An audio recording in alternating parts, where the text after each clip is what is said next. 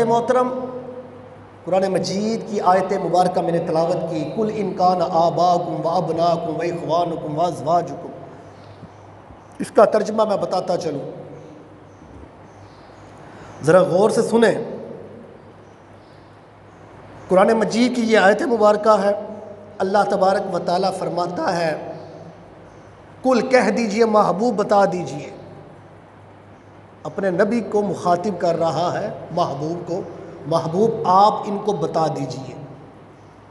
कुल इनकान आबाकुम व अबनाकुम, फरमा दीजिए अगर तुम्हारे बाप, तुम्हारे बेटे, तुम्हारे भाई, तुम्हारी बीवियाँ, तुम्हारे कबीले, तुम्हारा कमाया हुआ माल, जिस तिजारत में तुम्हें नुकसान का खदशा हो, ख़तरा हो, और पसंदीदा तुम्हारा घर अगर तुम्हें ज़्यादा प्यारा है, ये चीज़ें जो गिनवा दी, माँ, बेटे, औलाद, बीवियाँ, माल और कबीले, ये चीज़ें बताई, महबूब इनको बता दे अगर ये तुम्हें ज़्यादा प्यारे हैं। किससे?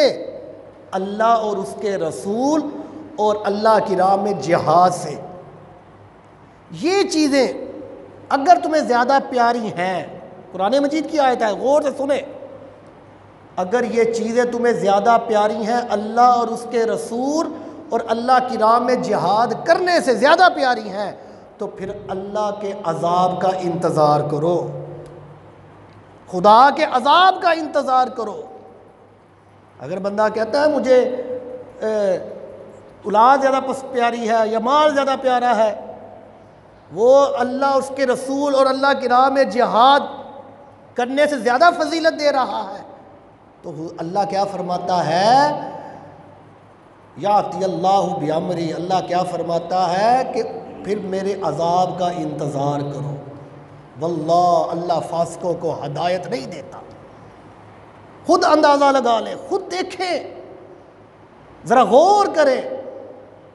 अगर हम इन चीज़ों से ज़्यादा पसंद करें, इन चीज़ों को फोकियत दें अल्लाह और उसके रसूल या अल्लाह की राह में जिहाद के लिए, तो अल्लाह क्या फरमाता है? फिर मेरे